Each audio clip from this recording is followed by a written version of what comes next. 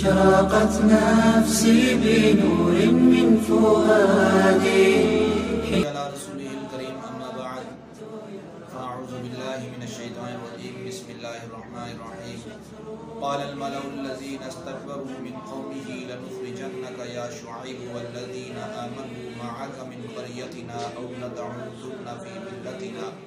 قال ولو كنا كارهين. محترم سامعین و ناظرین، رمضان المبارک کے ان بابرکت لمحات کے اندر ہمیشہ بعد نماز تراویح ہمارا ایک سلسلہ چل رہا ہے خلاصہ تراویح کے عنوان سے، اور اس سلسلے کے اندر آج 9ویں پارے کی تفسیر کا جو ہے وہ خلاصہ ہمارے سامنے بیان ہونا ہے۔ 8ویں پارے کے اختتام پر اللہ تبارک و تعالیٰ نے حضرت شعیب علیہ السلام کا جو ہے وہ واقعہ اور قصہ بیان فرمایا تھا، اور 9ویں پارے کے آغاز میں اسی قصے کا جو بقیہ حصہ ہے اسے بیان فرما رہے ہیں کہ جب حضرت شعیب علیہ السلام نے اپنی قوم کی برائیوں اور فتنہ فساد پر روک ٹوک کی، یعنی انہیں کہا کہ آپ لوگ اس سے باز آ جاؤ، تو ان کے سرداروں نے دھمکی دی کہ اے شعیب، ہم تمہیں اور جو لوگ تمہارے ساتھ ایمان لائے ہیں ان کو اپنے علاقوں سے نکال دیں گے، اپنی بستی سے نکال دیں گے، یا پھر دوسری صورت یہ ہے کہ تم بھی ہمارے دین پر آ جاؤ، یعنی یا ہمارا علاقہ چھوڑ دو یا تم بھی ہمارے جیسے بن جاؤ۔ تو اس پر حضرت شعیب علیہ السلام نے انہیں جواب دیا کہ ایسا نہیں ہو سکتا، باقی تمہیں جو کچھ کرنا ہے تم کرو، ہم اللہ پر توکل اور بھروسہ کرتے ہیں، تم جو کر سکتے ہو وہ کر گزرو، ہم جو ہے وہ ایسا نہیں کر سکتے کہ اللہ تم سے ڈر کر کے اللہ تبارک و تعالیٰ کو جو ہے وہ ہم ان کے دین کو چھوڑ دیں اور تمہاری طرح ہم باطل دین کے اوپر آ جائیں۔ اور اسی طرح اللہ تبارک و تعالیٰ نے فرمایا کہ دیکھیں جتنے بھی انبیاء علیہ السلام آئے ہیں ان کی قوموں نے انہیں جب جھٹلایا تو ہماری سنت اور طریقہ یہ رہا، جیسے وَمَا أَرْسَلْنَا فِي قَرْيَةٍ مِّن نَبِيٍّ إِلَّا أَخَذْنَا أَهْلَهَا بِالْبَأْسَاءِ وَالضَّرَّاءِ لَعَلَّهُمْ يَضَّرَّعُونَ۔ تو اللہ تبارک و تعالیٰ یہاں سے بتا رہے ہیں کہ ہم نے انہیں ہر طرح سے سمجھانے کی کوشش کی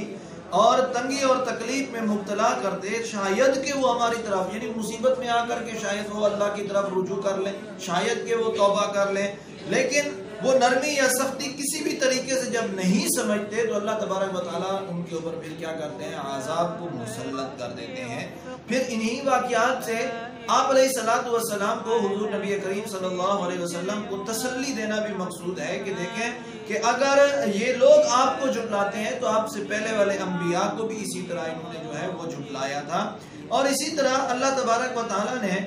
جو ہے وہ 6 انبیاء جن کا سورہ اعراف کے اندر بیان کیا، ان میں سے ایک جو ہے وہ حضرت موسیٰ علیہ السلام کا قصہ بھی ہے کہ ان کی قوم کی جہالت اتنی بڑھ گئی تھی کہ آپ نے جب قوم کو مخاطب کیا کہ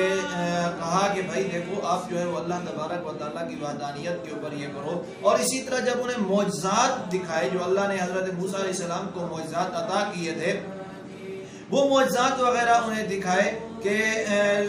ید بیضاء تھا جس کے اندر ان کے اندر عصا تھا، تو ایسے معجزے تھے کہ جن کا انکار کرنے کے لیے دل کے اندھوں کو بھی خاصے تعصب اور عناد سے کام لینا پڑا، یعنی اتنے واضح اور آشکارا اللہ تبارک و تعالیٰ نے حضرت عیسیٰ علیہ السلام کو کہ عصا پھینکتے اور اژدہا بن جاتا، ہاتھ بغل کے اندر مارتے اور فوراً جب نکالتے تو وہ سورج سے زیادہ چمکدار ہوتا۔ تو ایک ایسا انسان ان کا انکار کر سکتا ہے جو اپنے یعنی ان ظاہری آنکھوں کے ساتھ ساتھ باطنی بینائی سے بھی محروم ہو، اور وہ ظلم اور بغض اور عناد کی گہرائیوں میں سب سے گہری ترین جگہ پر جا چکا ہو، تو وہ شخص جو ہے اس کا انکار کر سکتا ہے۔ بہرحال فرعون کا بھی ساتھ بھی حضرت موسیٰ علیہ السلام کا جو ہے وہ مکالمہ، اور فرعون نے جو یہ کیا، یعنی جب شدید قحط وغیرہ آیا تو شدید قحط وغیرہ کی صورت کے اندر جو ہے وہ فرعون وغیرہ نے جو ان کے ساتھ معاملے کیے اس کو بھی اللہ تبارک و تعالیٰ نے، اسی طرح فرعون نے جو یہ کہا تھا کہ بھئی میں ایمان لے آؤں گا تم معجزے دکھاؤ، حضرت موسیٰ علیہ السلام نے یہ دعویٰ اس کا جو ہے وہ رد کیا کہ بھئی تو رب نہیں ہے، میرا رب جو ہے وہ اللہ کی ذات ہے، اور اپنی لاٹھی جو ہے وہ زمین پر ڈالی، اژدہا بن گیا،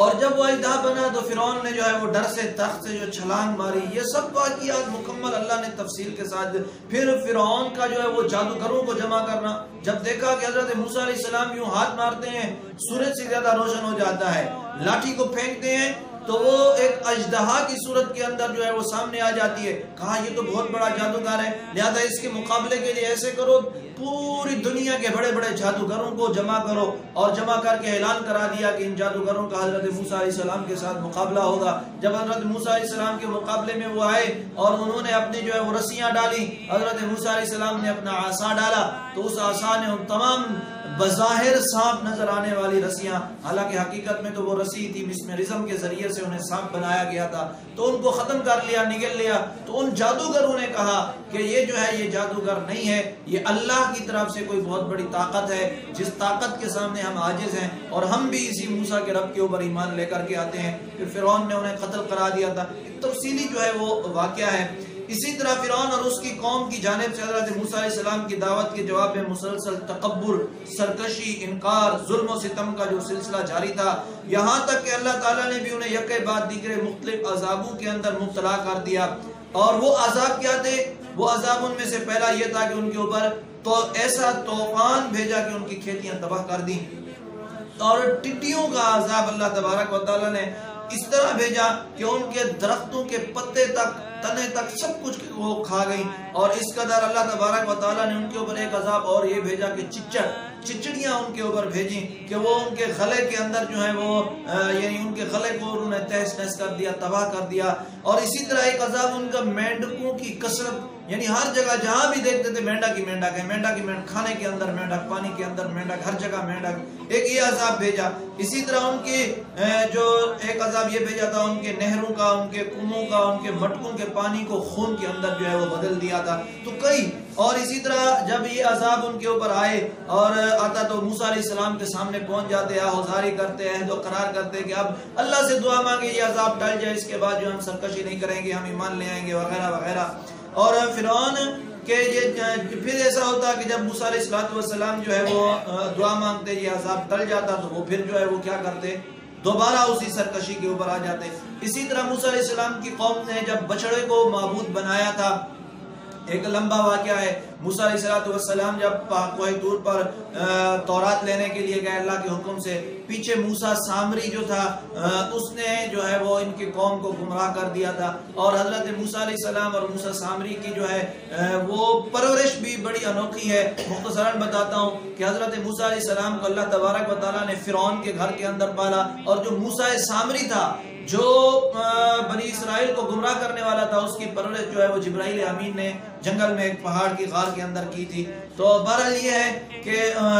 وہ بچڑے کا جو واقعہ ہے اس کو بھی اللہ نے بیان کیا ہے. اسی طرح ان کی انوکھی چند عادات کو کہ اسرائیل جو ہے وہ ایسی عجیب قوم ہے کہ قدم قدم کے اوپر جو ہے یہ بہک جاتے تھے، یعنی راہ راست سے ہٹ جاتے تھے، وعدے کرتے تھے بھول جاتے تھے، احکام الہیہ کا مذاق اڑاتے تھے، ان کے اندر تعویل تحریف کرتے تھے. اور اسی طرح بیت المقدس میں جب انہیں سر جھکا کر کے داخل ہونے کا کہا گیا تو وہ سر اٹھا کر کے چلنا شروع ہو گئے. انہیں کہا گیا کہ ہفتے کے دن اللہ کی عبادت کے سوا کچھ نہ کرو، وہ ہیلے بہانے سے مچھلی کا شکار کرنے لگ جاتے. اور ان کے سروں کے اوپر کوہ طور کو اٹھا کر تورات پر عمل کا وعدہ لیا گیا، یعنی پورا پہاڑ اٹھایا کہ بھئی اللہ کی بات مانتے ہو ٹھیک، ورنہ یہ پہاڑ تمہارے اوپر میں پھینکتا ہوں. تو فوراً کہا یا اللہ اس پہاڑ کو تو نیچے رکھ دے، ہم جو ہے وہ تیری بات مانیں گے. جیسے پہاڑ نیچے رکھا فوراً جو ہے وہ منکر ہو گئے، اور پھر سرکشی کے اوپر عجیب قوم تھی. اسی طرح بلعم بن باعور کا ایک واقعہ ہے،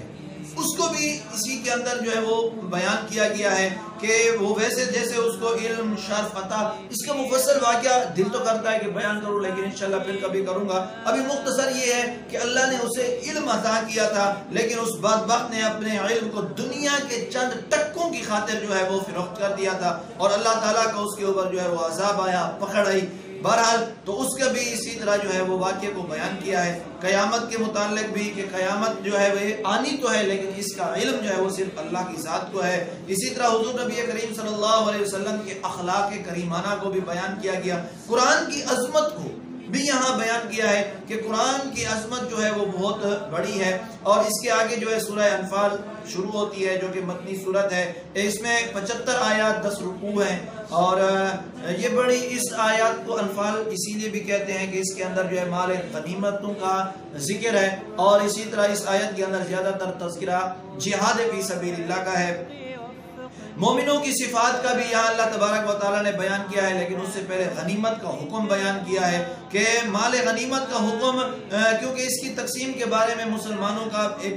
شروع کے اندر غزوہ بدر کے موقع پر اختلاف ہوا تھا، تو اللہ تبارک و تعالیٰ نے اس کے حکم کو بھی بیان کیا۔ اور سورہ انفال کی خصوصیات میں ایک قابل ذکر خصوصیت یہ ہے کہ اس میں اللہ تعالیٰ نے مومنوں کو 6 مرتبہ یا ایھا الذین آمنوا کے محبت آمیز الفاظ کے ساتھ خطاب فرمایا ہے، یعنی آئے وہ لوگ جو مجھ پر کیا لے کر کے آئے، ایمان لے کر کے آئے، آئے اہل ایمان۔ تو اسی طرح اللہ تبارک و تعالیٰ نے 6 مرتبہ خطاب کیا، اور اللہ تعالیٰ نے اس کے اندر مزید احکامات کو بھی رکھا ہے، جس میں یہ ہے کہ ایسی جماعت کبھی شکست سے دوچار نہیں ہو سکتی جو دشمن کے مقابلے میں ثابت قدم ہو، اور جو اللہ اور اس کے رسول کے احکام کی اطاعت کرنے والی ہو، اور اللہ کے حکم کے اوپر لبیک کہنے والے ہوں، اور دین کے اندر خیانت نہ کرنے والے ہوں۔ سب سے بڑھ کر کے یہ ہے کہ وہ دل کے اندر خوف خدا اور تقوی رکھتے ہوں۔ تو مومنین کی صفات کو بھی بیان کیا۔ سورہ انفال کے اندر اللہ نے غنیمت کے حکم کے بھی بیان کیا،